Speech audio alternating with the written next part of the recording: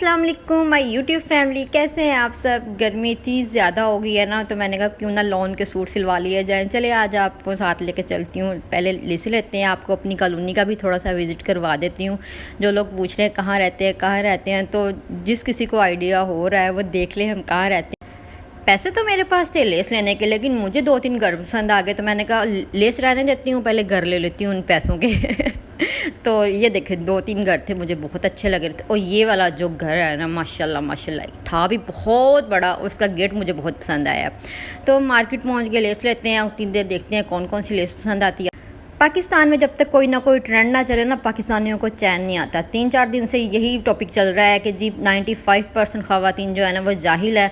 हाय पता नहीं वो कौन सी 5% ख़वातीन खुशकिस्मत खुश नसीब होंगी जो पढ़ी लिखी हैं, अक्लमंद हैं, और बाकी 95% जाहिल हैं। पढ़ी लिखी भी जाहिल उसी में आ जाती हैं।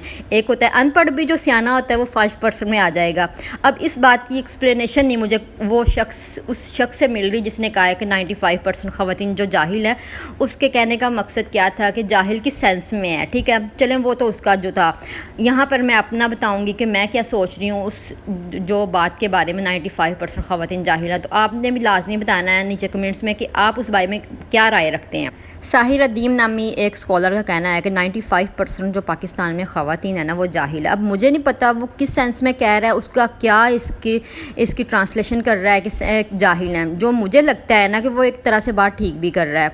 अब मैं क्या सोचती हूँ जाहिल के बारे में, वो ये है कि पाकिस्तान में देखा जाए घरेलू झगड़े किस वजह से होते हैं, औरतों में ज़्यादा होते हैं। घरों में जो लड़ाइयाँ होती हैं वो औरतों में ज़्यादा होती हैं। घर ख़राब होते हैं औरतों की वजह से होते हैं। मर्द हो गया, हस्बैंड हो गया, भाई हो गया, बाप हो गया, ये तो चले जाती हैं सुबह से काम पर, रात को बेचारे आते हैं। और क्या होता है, बच्चे स्कूल चले जाते हैं, पीछे रह गई ख़वातीन। घर का काम सुबह सुबह कर लिया, सारा दिन फ्री है, बच्चों ने जाना है आना है कहीं 2-3 बजे, हस्बैंड ने रात को आना है। पीछे क्या एक दूसरे घरों में बैठ के चुगलियाँ कर ली। ये नहीं है कोई अच्छी बात, कोई काम की बात, कुछ सीखने सिखाने वाला काम कर ले, नहीं जी चुगलियाँ करनी है बैठ के। एक की बात सुन के दूसरे को लगानी है, एक बात की 2 बातें लगा देनी है। इस तरह कर कर के ना फिर हमारे माशरे में मुझे तो यही लगता है कि वाकई ही ज़्यादा लोग जाहिल है। जो पढ़ा लिखा बंदा होता है वो अगर घर से नहीं निकलता ज़्यादा, चुगलियों की तरफ नहीं जाता ज़्यादा, उसको ये कहा जाता है जी ये तो किसी से मिलता नहीं है, इसकी तो नाक ऊँची हो गई है, पढ़ लिख गई है तो आकड़ आ गई है इसमें। मतलब जो नहीं निकल रहा, जो नई चुगलियाँ कर रहा, घर से बगैर ज़रूरत नहीं निकलता। कोई बंदा मेरे जैसा भी होता है, आप जैसा भी होगा, बगैर ज़रूरत आप घर से नहीं निकलते। कोई काम हो तो जाना है, वरना ये नहीं है कि बैठ भी गए हैं ना 2-3 औरतों के दरमियान तो आपको उसी टाइम फ़ील होने लग जाता है, चुगलियाँ शुरू हो जाती हैं। चुगलियाँ उनको नहीं लगता चुगलियाँ, लेकिन होती वो चुगलियाँ ही हैं। वो उसने ऐसा कहा था, उसकी बहू ऐसे थी, उसकी सास ने ऐसे कह दिया, नहीं वो तो फ़लाँ तुम्हारे बारे में ये बात कर रही थी, तो वो तो इस तरह बात कर रही थी। वहाँ से उठी हैं तो किसी और के घर बैठ गई हैं। मतलब सारा दिन यही काम है उनका। तो घर ख़राब फिर औरतों की वजह से होते हैं ना ज़्यादा। लड़ाइयाँ भी औरतों में होती हैं, करवाने वाली भी औरत ही होती है लड़ाई। तो वाकई मुझे तो यही लगता है कि वाकई ही वो सही कह रहा है। फिर दूसरी बात आ जाती है कि उस आदमी का जो तरीका है ना बात करने का वो गलत है। एक तो वो बहुत चिल्ला चिल्ला के बात करता है। चिल्ला चिल्ला के बात करने से ये नहीं हो जाएगा कि आप बात जो है ना वो बिल्कुल ठीक कर रहे हो। अगर यही बात आप कोई अच्छे से अंदाज़ में, जैसे मौलाना तारक जमील बात करते हैं, वो बड़ी सी बड़ी भी कोई बात हो ना, वो बड़े मीठे और प्यार वाले तो हम्मल वाले अंदाज से करते हैं कि बेटा ऐसे कर लो, तौबा कर लो, अल्लाह से नज़दीक हो जाओ, माफ़ कर देगा अल्लाह, ठीक है ना, इस तरह। तो वो जो साहिर अदीम है वो तो इतनी वो चरब ज़बानी से बात करता है ना, गुस्से वाले अंदाज से भड़क उठता है, तो हम्मल बिल्कुल भी नहीं है उसमें। तो शायद या फिर उसको ज़्यादा इल्म की वजह से वो मगरूर हो गया है।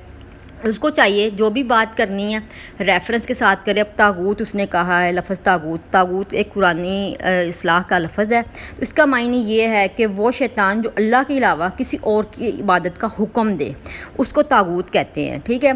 तो मेरे नज़दीक जो तागूत है ना वो ये है कि आजकल जो सारी जो कुव्वतें मिल के है ना फ़लस्तीन के ऊपर हमला आवर हैं, ठीक है, और उनके आगे हमारे जो मुसलमान हुक्मरानों ने सर तस्लीम खम किया हुआ है, उनके आगे बिछे हुए हैं, दौलत के पुजारी हैं मुसलमान सारे जो हैं, ठीक है। ये तागूत है।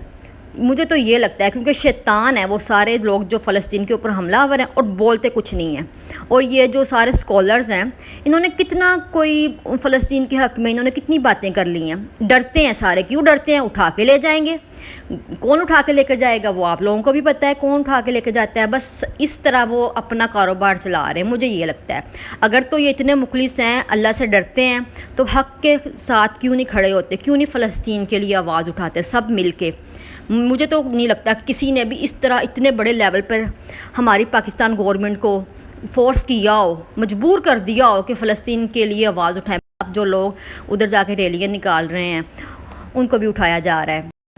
اب آپ بھی اپنا پوائنٹ آف ویو مجھے لازمی دیں کہ آپ کا اس بارے میں کیا خیال ہے, آپ کیا سوچتے ہیں جب سوشل میڈیا پہ 3-4 دن سے اتنا زیادہ رولا پڑا ہوا ہے کہ انسان مجبور ہو جاتا ہے بات کرنے پہ اس پہ, کیونکہ ٹرینڈ ہی وہ چل رہا ہوتا ہے, ٹاپک ہی وہ چل رہا ہوتا ہے.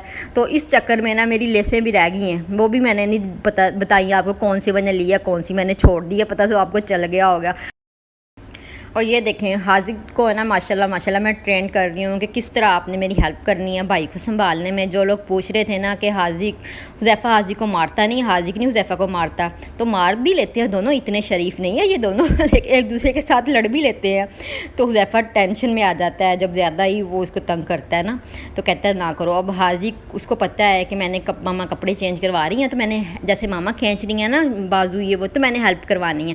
اب میں اسے بتا رہی ہوں کہ بھائی کا منہ ہاتھ اس طرح دھلانا ہے, میرے پاس بیٹھ کے بڑے غور سے سن رہا ہے.